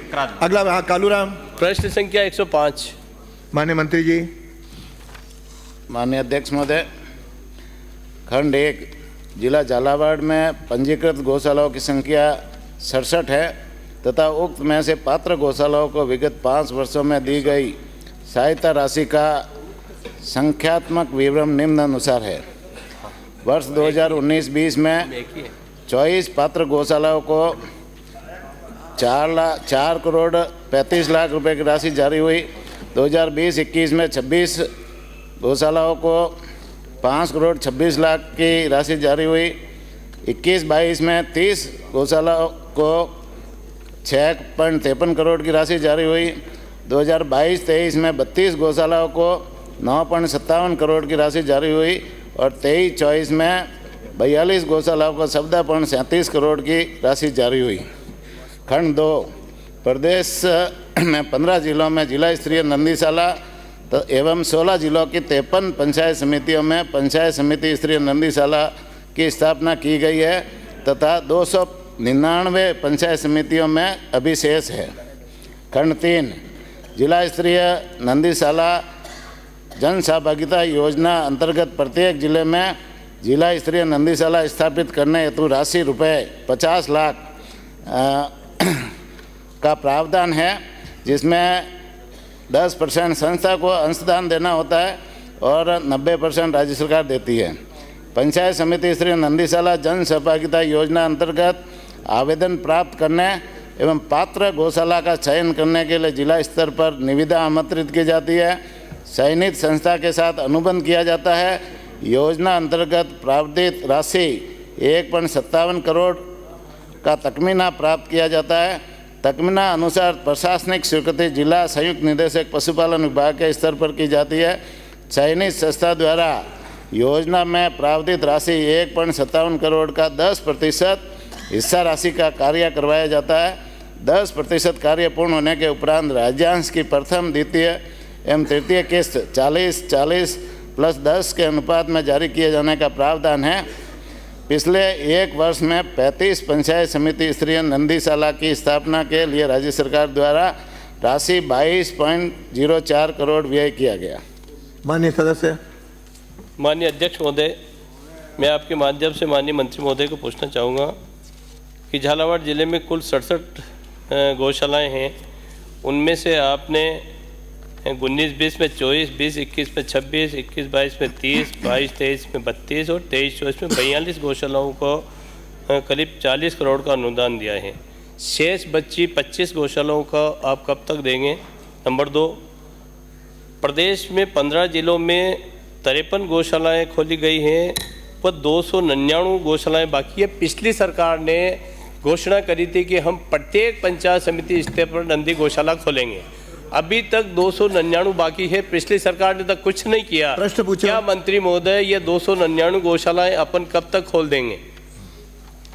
माननीय अध्यक्ष महोदय, माननीय सदस्य का पहला प्रश्न है कि झालावाड़ जिले में 67 गौशाला है और 67 में से वर्ष 2022-23 में 42 गौशालाओं का अनुदान मिला है। तो माननीय सदस्य को मैं बताना चाहूँगा कि पूरे ज़िले में 67 गौशाला है, लेकिन जो पात्र गौशाला है वो 42 थी 2023-24 में और अभी जो 24-25 का है सर्वे हुआ है उसमें 41 गौशाला पात्र है।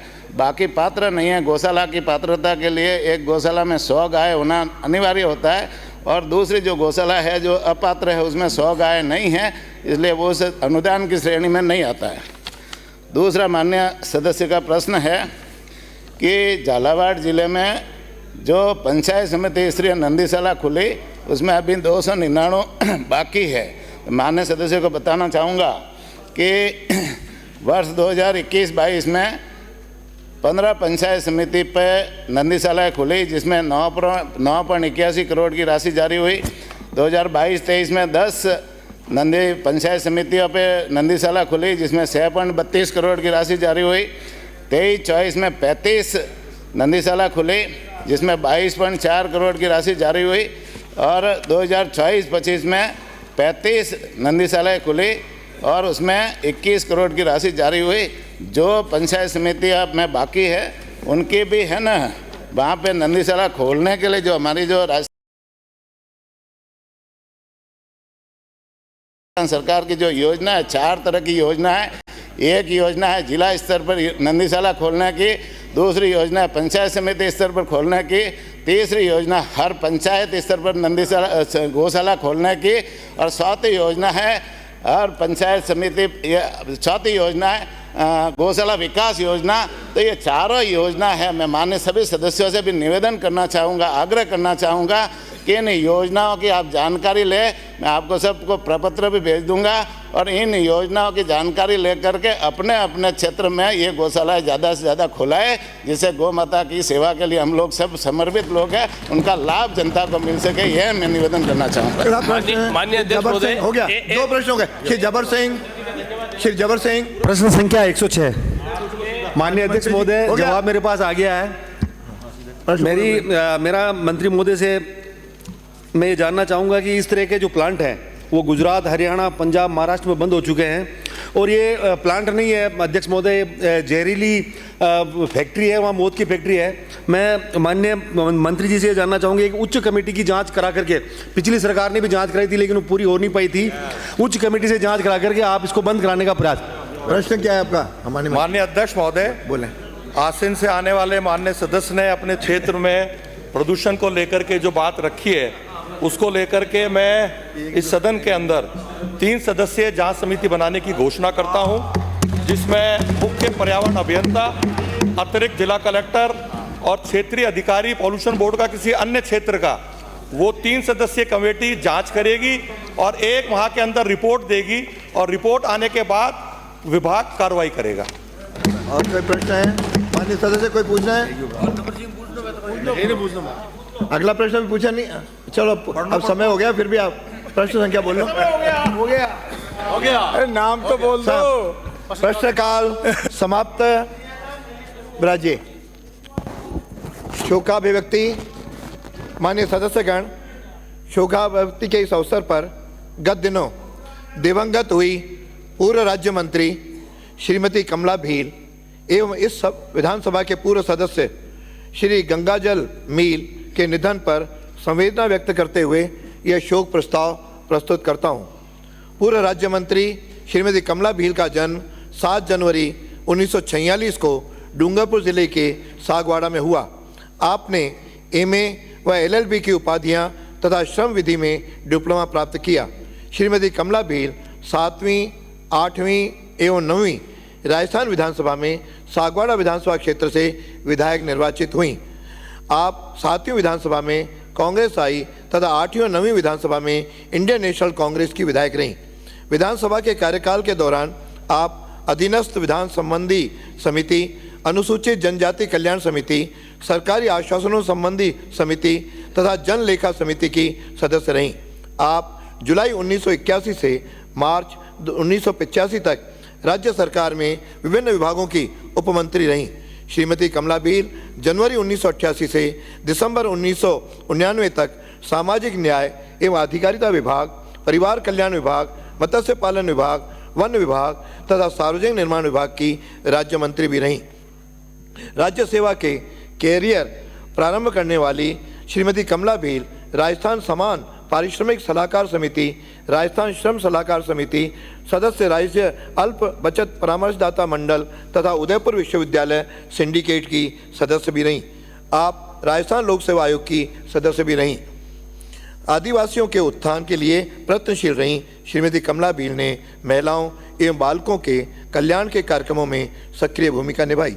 श्रीमती कमला भील का दिनांक 12 फरवरी 2025 को निधन हो गया। पूर्व सदस्य श्री गंगाजल मील का जन्म 15 मई 1945 को सूरतगढ़ के निर्वाणा ग्राम में हुआ। आपने राजस्थान विश्वविद्यालय से पीयूसी तक शिक्षा प्राप्त की। श्री गंगाजल मील 13वीं विधानसभा क्षेत्र में 13वीं राजस्थान विधानसभा में सूरतगढ़ निर्वाचन क्षेत्र से इंडियन नेशनल कांग्रेस के विधायक रहे। विधानसभा के कार्यकाल के दौरान आप नियम समिति के सदस्य रहे। श्री मील विधानसभा में अपने निर्वाचन क्षेत्र की समस्याओं के निराकरण के लिए सदैव प्रयत्नशील रहे। अपने सार्वजनिक जीवन में श्री मील ग्राम सेवा सहकारी समिति निर्वाणा के अध्यक्ष तथा श्री गंगानगर केंद्रीय सहकारी बैंक गंगानगर के निर्देशक रहे। समाज कल्याण एवं शैक्षिक उत्थान के लिए समर्पित रहे श्री मील ज्ञानदान ट्रस्ट हनुमानगढ़, वीर तेजाजी कन्या छात्रावास सूरतगढ़ एवं Shri Motaram memorial public school Nirwana के अध्यक्ष रहे। आप स्वामी केशवानंद चैरिटेबल ट्रस्ट के आजीवन ट्रस्टी भी रहे।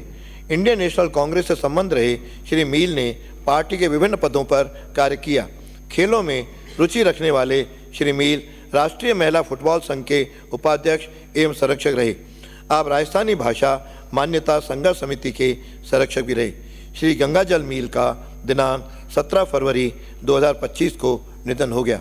मैं सदन के सभी माननीय सदस्यों की ओर से दिवंगतों के प्रति शोक प्रकट करते हुए उनके परिवार के प्रति गहरी संवेदना व्यक्त करता हूं तथा दिवंगत आत्माओं को श्रद्धांजलि अर्पित करता हूं।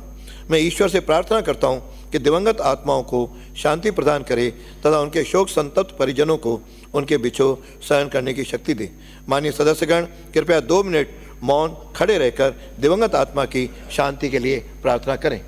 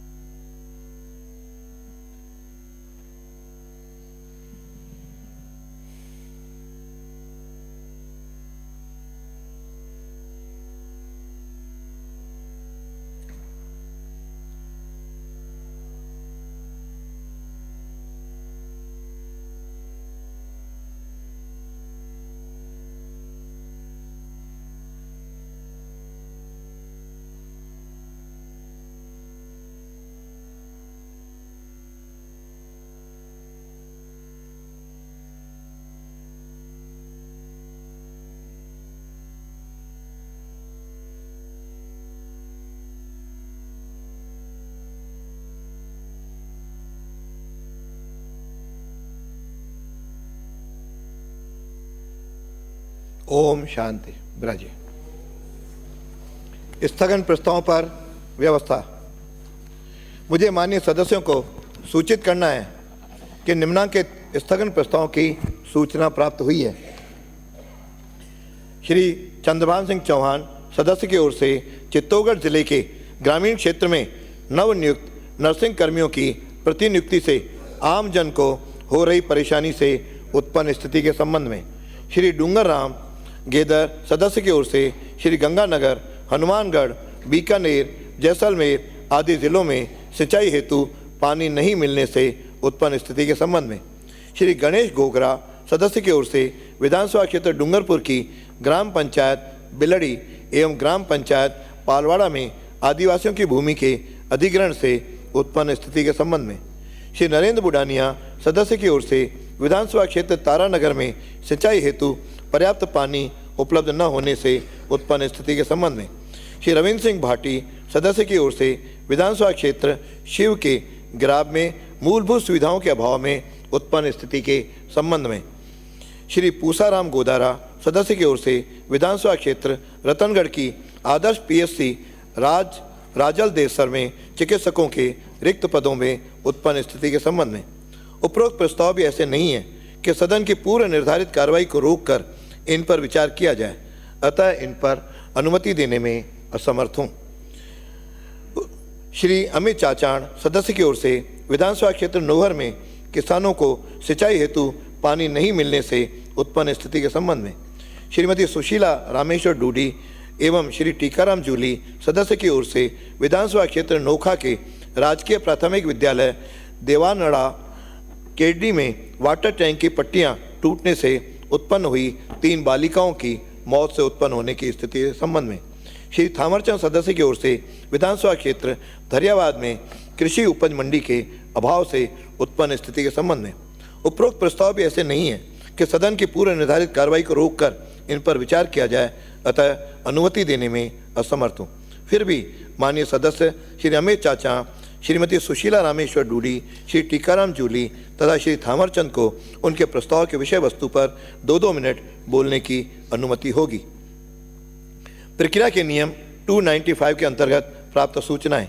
श्री ललित यादव सदस्य की ओर से विधानसभा क्षेत्र मुंडावर के घिलौट औद्योगिक क्षेत्र में फैक्ट्रियों से होने वाले गैस रिसाव से नष्ट फसलों का मुआवजा दिलवाए जाने के संबंध में श्रीमती गीता बरवड़ सदस्य की ओर से मेरे विधानसभा क्षेत्र भोपालगढ़ की मुख्य फसल सिंधी सुआ की अधिसूचित फसल सूची में सम्मिलित करने तथा वाणिज्यिक फसल घोषित किए जाने के संबंध में श्री जाकिर हुसैन गहसावत सदस्य की ओर से विधानसभा क्षेत्र मकराना की उप तहसील गच्छीपुरा को तहसील में क्रमोन्नत किए जाने के संबंध में श्रीमती दीप्ति किरण महेश्वरी सदस्य की ओर से जिला चिकित्सालय राजसमंद में हृदय रोग चिकित्सा इकाई की स्थापना के संबंध में श्री लादूलाल पितलिया सदस्य की ओर से विधानसभा क्षेत्र सहाड़ा हेतु जल जीवन मिशन योजना अंतर्गत कार्यादेश शीघ्र जारी करवाने के संबंध में श्री विश्वराज सिंह मेवाड़ सदस्य की ओर से मूलभूत सुविधाओं के अभाव में पुलिस कर्मियों की कार्यक्षमता पर विपरीत असर पड़ने से उत्पन्न स्थिति के संबंध में श्री रामावतार बैरवा सदस्य की ओर से पुलिस उपाधीक्षक कार्यालय को माधोराजपुरा में यथावत रखे जाने के संबंध में श्री पबाराम विश्नोई सदस्य की ओर से विधानसभा क्षेत्र फलौदी के विद्यालयों में अध्यापकों के पद रिक्त होने से उत्पन्न स्थिति के संबंध में श्री राधेश्याम बैरवा सदस्य की ओर से विधानसभा क्षेत्र 12 अटरू में प्रचलित एवं शाम लाती खातों के रास्तों के विवादों का निस्तारण किए जाने के संबंध में श्रीमती शोभा रानी कुशवाहा सदस्य की ओर से धौलपुर शहर में वर्षा जल निकासी हेतु समुचित ड्रेनेज सिस्टम के अभाव में उत्पन्न स्थिति के संबंध में श्री हरलाल सिंह सारण सदस्य की ओर से विधानसभा क्षेत्र चुरू में पेयजल की समस्या के निराकरण हेतु जल जीवन मिशन के अंतर्गत स्वीकृत जारी कराने के संबंध में श्री लक्ष्मण राम सदस्य की ओर से बस स्टैंड मेड़ता की 4 दीवारी का पुनर्निर्माण एवं आवश्यक संसाधन उपलब्ध करवाए जाने के संबंध में श्री जेठानंद व्यास सदस्य की ओर से बीकानेर संभाग मुख्यालय पर निदेशालय आयुष शिक्षा की स्थापना के संबंध में श्री प्रताप लाल भीड़ सदस्य की ओर से विधानसभा क्षेत्र गोगुंदा में राष्ट्रीय राजमार्ग संख्या 27 पर स्थित ग्रामों द्वारा सर्विस रोड न होने से एवं निरंतर हो रही दुर्घटनाओं से उत्पन्न स्थिति के संबंध में श्री श्रवण कुमार सदस्य की ओर से ग्राम पंचायतों पंचायत समितियों एवं जिला परिषदों को विकास राशि नहीं दिए जाने के संबंध में माननीय सदस्यों को उनके द्वारा दी गई सूचना को पढ़ने की अनुमति होगी। पर्ची आज दिनांक 20/2/25 को शून्यकाल में बोलने हेतु 34 पर्चियां प्राप्त हुईं, जिनमें से शलाका द्वारा 4 पर्चियां चयनित की गईं, जो निम्नानुसार है। श्री शंकर सिंह रावत जस्सा खेड़ा में दूधालेश्वर तक सड़क निर्माण हेतु अपूर्ण बजट को पूर्ण करने बाबत श्री संजीव कुमार भादरा विधानसभा क्षेत्र में जल जीवन मिशन योजना के अंतर्गत पेयजल कनेक्शन से वंचित रखे जाने तथा योजना में हुए भ्रष्टाचार से उत्पन्न स्थिति के संबंध में श्री हमीर सिंह भायल राजस्थानी भाषा के संविधान की 8वीं सूची में सम्मिलित करके मान्यता दिलाने के संबंध में श्री अरुण चौधरी पचभद्रा विधानसभा क्षेत्र की सड़कों की मरम्मत एवं नई सड़कों की घोषणा के संबंध में श्री स्थगन प्रस्ताव में श्री अमित चाचाण। धन्यवाद अध्यक्ष महोदय, आपने मुझे स्थगन प्रस्ताव पर बोलने का अवसर दिया। आज चाहे वो नौर विधानसभा क्षेत्र की बात हो या पूरा बीकानेर संभाग की बात हो, किसानों के सामने और किसानों का सबसे बड़ा ज्वलंत मुद्दा आज सिंचाई पानी का है। किसानों को सिंचाई पानी नहीं मिलने की वजह से किसानों के खेत में जो फसलें खड़ी है, आज उनकी आंखों के सामने वो फसलें बर्बाद हो रही है, वो फसलें जल रही है। हमारे पड़ोसी राज्य राजस्थान को आंखें दिखाने का काम कर रहे हैं और हरियाणा राजस्थान को उससे हिस्से का पानी आज किसानों को नहीं दिया जा रहा है। आज नौहर के साथ साथ पूरे बीकानेर संभाग के अंदर किसानों का धरना प्रदर्शन चल रहा है, बाजार बंद किए जा रहे हैं, आमरण अनशन किए जा रहे हैं, यहाँ से टोल नाकों पे जाम लगा रखा है, लेकिन ये सरकार के यहाँ कानों पर जूं तक नहीं रख रही। मेरे नौर विधानसभा क्षेत्र की, चाहे वो नौर फीडर की बात करूं, अमर सिंह ब्रांच की बात करूं, सिद्धमुख सिंचाई परियोजना की बात करूं या इंदिरा गांधी नहर परियोजना की बात करूं, किसी भी नहरों में पानी नहीं आ रहा है और आज किसानों की फसलें खड़ी है। पहली बार हुआ कि जनवरी के माह में ही ये कह दिया गया कि 1 फरवरी से पानी नहीं मिलेगा। माननीय अध्यक्ष महोदय, जहां बड़ी बड़ी बातें करने वाली है सरकार, किसानों के लिए घड़ियाली आंसू पहुंचने बहाने वाली ये सरकार, जहां यमुना जल समझौते के लिए राजस्थान को झूठे सपने दिखाने वाली है सरकार। और मौजूदा जो हमारा सिंचाई का तंत्र है, मौजूदा जहां हमारे नहरें हैं, उन्हीं नहरों में हम किसानों को सिंचाई पानी नहीं दे पा रहे हैं। और ये किस तरह की ये सरकार है? बजट में बड़ी बड़ी बातें तो किसानों के लिए की जा रही है, लेकिन पूरे बीकानेर संभाग का किसान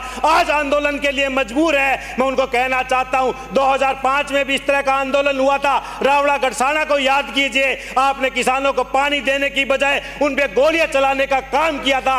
और 3.5 लाख हेक्टेयर भूमि जो इंदिरा गांधी नहर के सिंचित करने का काम ये भारतीय जनता पार्टी ने किया था। माननीय अध्यक्ष महोदय, सरकार को गंभीरता से सोचना चाहिए। जो बीकानेर संभाग की और मेरे विधानसभा क्षेत्र की जो फसलें आज इनकी वजह से बदल गई है, हरियाणा से हमें पानी नहीं मिला, आज ये कई इंजनों की सरकार है। हरियाणा में भारतीय जनता पार्टी की सरकार है, केंद्र में भारतीय जनता पार्टी की सरकार, राजस्थान में भारतीय जनता पार्टी की सरकार। कई इंजनों की सरकार होने के बावजूद भी क्यों किसानों को पानी नहीं मिला? फिर आप राजस्थान की जनता को क्यों झूठे सपने यमुना जल समझौते के माध्यम से दिला रहे हैं? क्योंकि पड़ोसी राज्य आपको आंखें दिखाने का काम कर रहे हैं, पड़ोसी राज्य आपको पानी दे रहे हैं। और आज हमारा किसान की हालत क्या हो चुकी है, आपको विचार करना चाहिए, आपको सोचना चाहिए। और एक पानी कम से कम इस बार किसानों को आप दिलाएं, जिससे कि किसानों की फसल पकाई जा सके। धन्यवाद। जय हिंद, जय भारत। सुशीला रामेश्वर डूडी।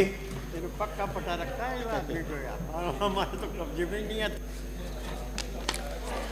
माननीय अध्यक्ष महोदय, आपने मुझे बीकानेर जिले के मेरे विधानसभा क्षेत्र नोखा में स्थित राजकीय प्राथमिक विद्यालय देवनाड़ा केडली में जलकुंड के ऊपर खेलने वाले के दौरान कुंडी की पट्टियां गिरने से कक्षा 3 में पढ़ रही मासूम प्रज्ञा, कक्षा 2 में पढ़ रही भारती जाट रवीना की हुई दुखद दर्दनाक मृत्यु से जुड़े संवेदनशील मामले पर स्थगन प्रस्ताव के माध्यम से बोलने का अवसर दिया, इसके लिए आपको बहुत बहुत धन्यवाद। सभापति महोदय, मेरे विधानसभा क्षेत्र नोखा में स्थित राजकीय प्राथमिक विद्यालय देवनाड़ा केडली के विद्यालय परिसर में एक जल कुंड बना हुआ है जो जर्जर व पुराना है, धसा हुआ है। जल कुंड की ऐसी स्थिति की जानकारी पीईओ ब्लॉक शिक्षा अधिकारी पांचू, विकास अधिकारी पंचायत समिति पांचू तथा शिक्षा विभाग के उच्च अधिकारियों के संज्ञान में थी, परंतु यहाँ का सरकारी तंत्र पूरी तरह बेलगाम हो चुका है। प्रारंभिक शिक्षा पंचायत राज का विषय है कि दुर्घटना प्राथमिक विद्यालय में घटित हुई। ऐसे में दुर्घटना के लिए सबसे अधिक जिम्मेदार ब्लॉक स्तर पर पंचायत राज के सबसे वरिष्ठ अधिकारी होने के नाते विकास अधिकारी पंचायत समिति पांचू की ही बनती है। ये अधिकारी कर्तव्य के प्रति घोर लापरवाह है और कर्तव्य के प्रति लापरवाही के चलते इनको निलंबित भी किया जा चुका है। इनके निलंबन पर माननीय न्यायालय का स्थगन अभी पंचायत राज विभाग मुख्यालय जयपुर के स्तर से स्वीकार भी नहीं किया गया है, पर फिर भी इनको वित्तीय अधिकारों के साथ पंचायत समिति पांचू का नियम विरुद्ध विकास अधिकारी बना रखा है। इनका स्थानांतरण भी हो चुका है जो कि सरकार द्वारा निरस्त कर दिया गया है। पता नहीं क्योंकि इस विकास अधिकारी पर सरकार पूरी तरह मेहरबान है। पंचायत समिति पांचू में वर्तमान में भ्रष्टाचार की परिकाष्ठा की जा चुकी है, जिसके पर्याप्त सबूत मेरे पास हैं। ज़रूरत पड़ने पर हम आपको सदन के सामने पेश कर सकते हैं। ब्लॉक स्तर के टॉप टू बॉटम अधिकारियों के संज्ञान में होने के बावजूद भी ऐसे जर्जर जलकुंड को न सही करवाया गया और न ही जर्जर स्थिति के बाहर कोई बैरिकेटिंग की गई है। इस वजह से अपनी होने वाली मौत के अंदेशों से अनजान यतीम बालिकाएं यहाँ खेलने लगी और जलकुंड की पट्टियाँ टूटी और तीनों मासूम बच्चियाँ कालकोलित हो गई। महोदय, यह हादसा नई सिस्टम की नाकामी की वजह से हुई है। इसके लिए सरकार का तंत्र जिम्मेदार है। पूरे मामले को लेकर नोखा मुख्यालय पर धरना चल रहा है एवं जनता में आक्रोश की लहर है। पुलिस स्टेशन नोखा में मुकदमा संख्या 103/2025 में दर्ज हुआ है। मेरी मांग है कि सभी दोषी अधिकारियों कर्मचारियों को गिरफ्तार किया जाए, उनके खिलाफ आपराधिक मुकदमा दर्जा चलाया जाए, उनके तत्काल सेवा से निलंबित किया जाए। प्रत्येक मृतक बालिका के परिजनों को आर्थिक सहयोग दिया जाए, परिवार के सदस्यों को सरकारी नौकरी दी जाए, साथ ही पूरे प्रदेश के सरकारी स्कूलों में जल कुंडों व जर्जर भवनों की स्थिति तलब करके उनमें सुधार के लिए तत्काल बजट आवंटित किया जाए। धन्यवाद। माननीय अध्यक्ष महोदय, आपका संरक्षण चाहूँगी। इस मामले में सरकार का जवाब सदन में दिलाया जाए। 3 मासूम बालिकाओं की हत्या हुई है। धन्यवाद सभापति महोदय। धन्यवाद अध्यक्ष महोदय, आपने जो स्थगन के माध्यम से मुझे बोलने का मौका दिया। मैं आपका ध्यान नोखा क्षेत्र में जो 3 बच्चियां प्रज्ञा, भारती और रवीना, जो कि विद्यालय के अंदर खेल रही थी और खेलते खेलते वो टांके के अंदर गिर गई। टांका इस जर्जर स्थिति के अंदर था कि बच्चियां वहाँ खेल रही थी तो सारी पट्टियां उसकी टूट गई और बच्चियां इसके अंदर गिर गई।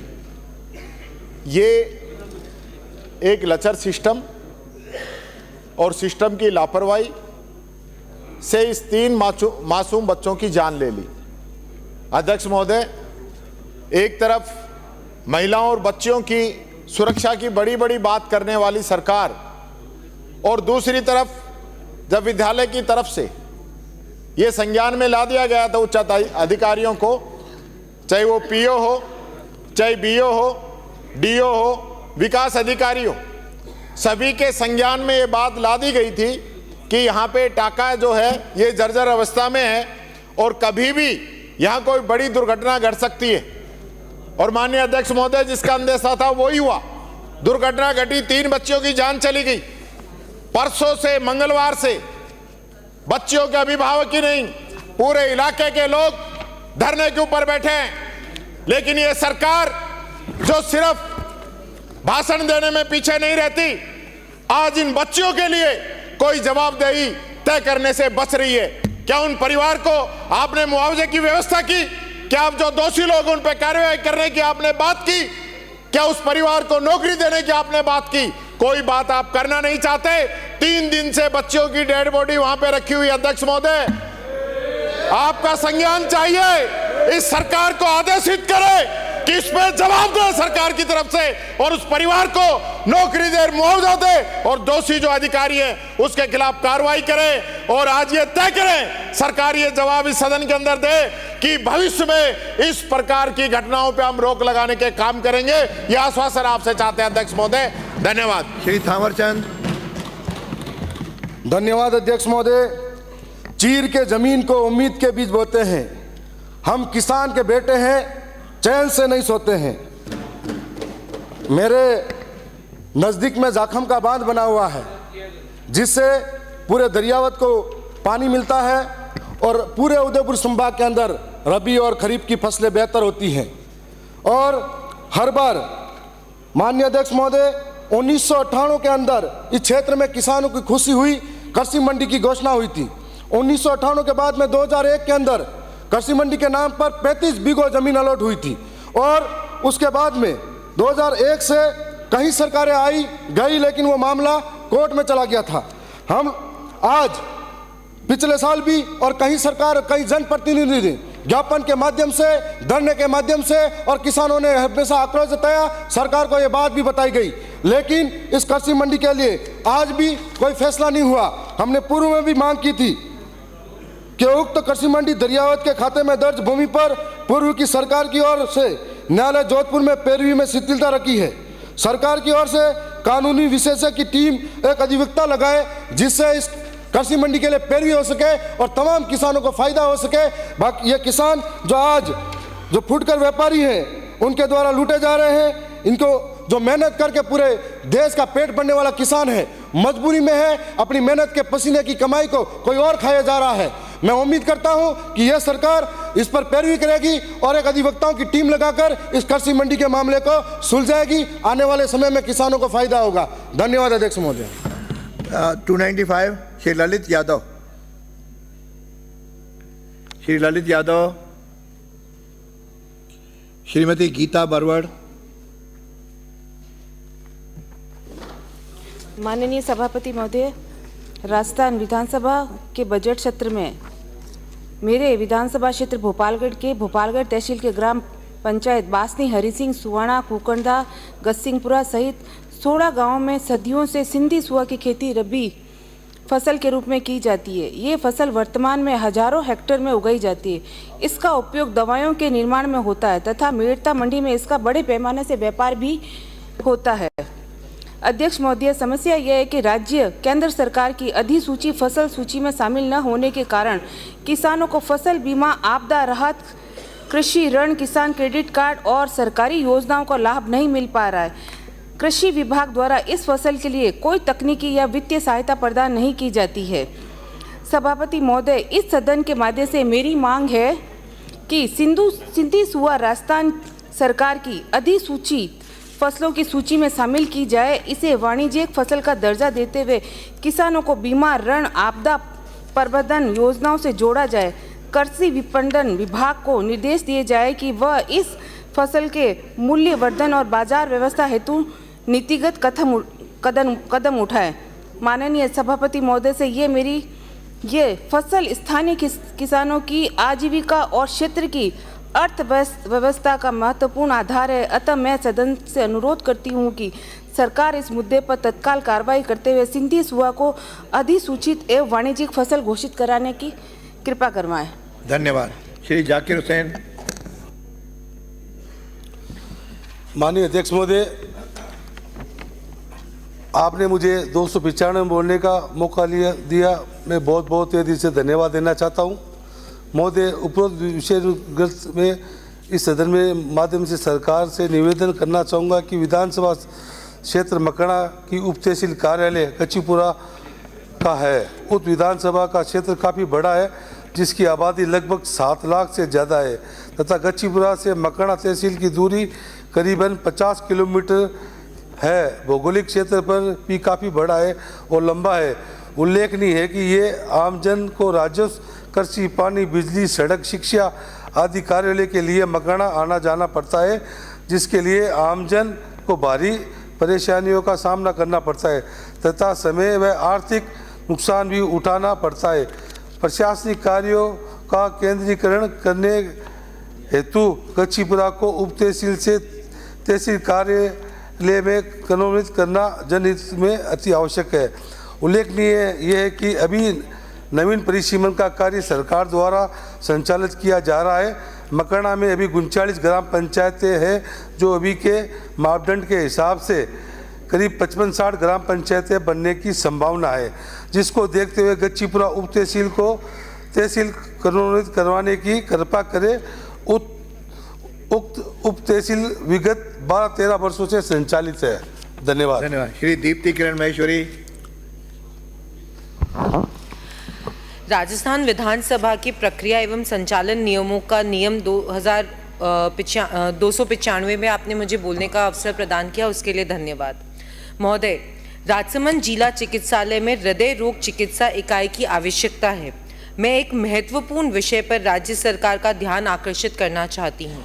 राजसमंद जिले में हृदय रोगियों की संख्या लगातार बढ़ रही है, लेकिन जिला चिकित्सालय में आवश्यक चिकित्सा सुविधाओं और विशेषज्ञ डॉक्टरों की कमी के कारण मरीजों को समुचित उपचार नहीं मिल पा रहा है। गंभीर स्थिति 2024 में अस्पताल में 21,964 मरीज भर्ती हुए, जिनमें से 732 हृदय रोगी थे। आईसीयू में भर्ती 1,527 मरीजों में से 469 को हृदय संबंधी समस्याएं थीं। ओपीडी में आए 4,28,396 मरीजों में से 14,880 में हृदय रोग के लक्षण पाए गए हैं। यह स्पष्ट करता है कि जिले में हृदय रोग गंभीर समस्या बन चुका है। विशेषज्ञों और सुविधाओं के अभाव हृदय रोग का सही समय पर इलाज आवश्यक होता है, लेकिन राजसमंद जिला चिकित्सालय में हृदय रोग विशेषज्ञ नहीं है। मरीजों का इलाज सामान्य चिकित्सकों द्वारा किया जा रहा है, जिससे जटिल मामलों में गंभीर जोखिम बढ़ जाता है। इसके अलावा टीएमटी, 2D इको, एंजियोग्राफी जैसे महत्वपूर्ण सुविधाओं का अभाव है, जिससे समय पर रोग की पहचान नहीं हो पाती और मरीजों को उदयपुर या अन्य शहरों में रेफर करना पड़ता है। हृदय रोग विशेषज्ञ की नियुक्ति न केवल हृदय रोगियों बल्कि अन्य गंभीर बीमारियों से ग्रसित मरीजों के लिए भी आवश्यक है।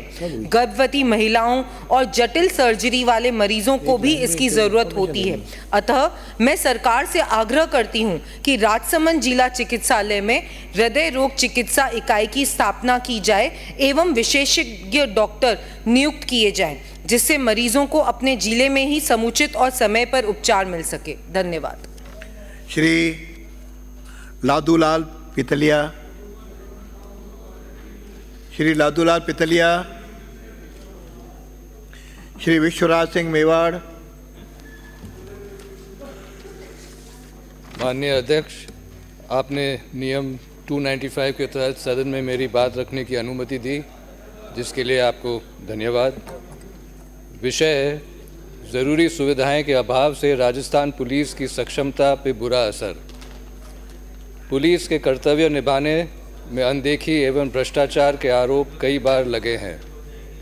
ऐसा व्यवहार मेरे साथ भी हुआ है, लेकिन यह अनुरोध भ्रष्टाचार पर नहीं बल्कि कुछ उदाहरण देकर महत्वपूर्ण सुविधाएं के अभाव के कारण पुलिस कर्मियों की सक्षमता में कमी और पूर्ति करने के लिए भ्रष्ट तरीके को अपनाने के में विफल किए जाने पर है।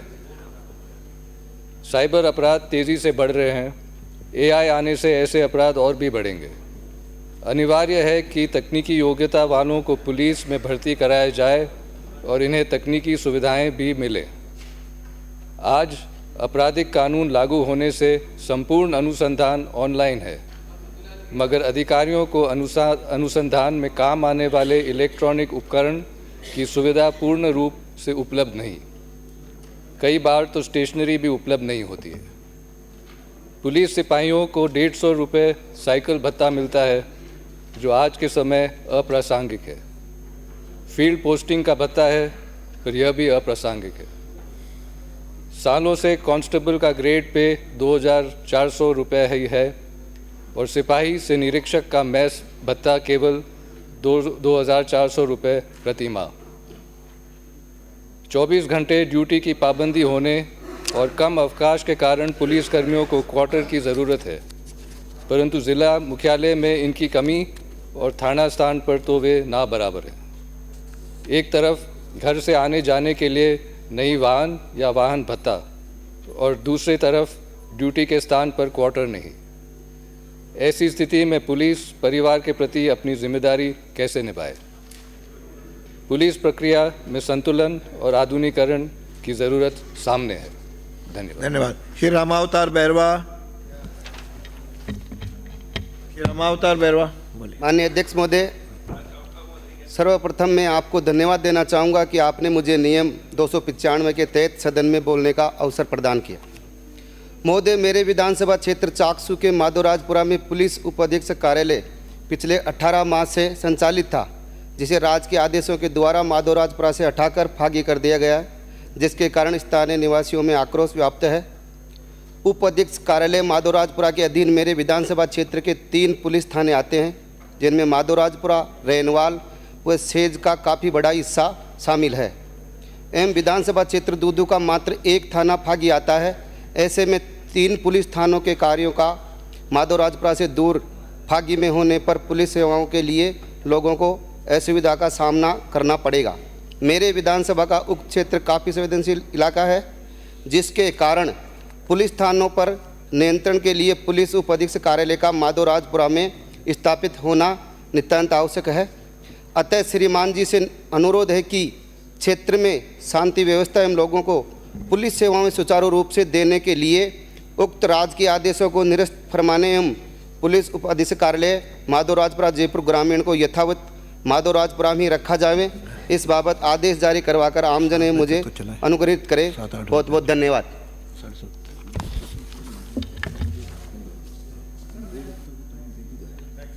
अगला श्री पब्बाराम विश्नोई।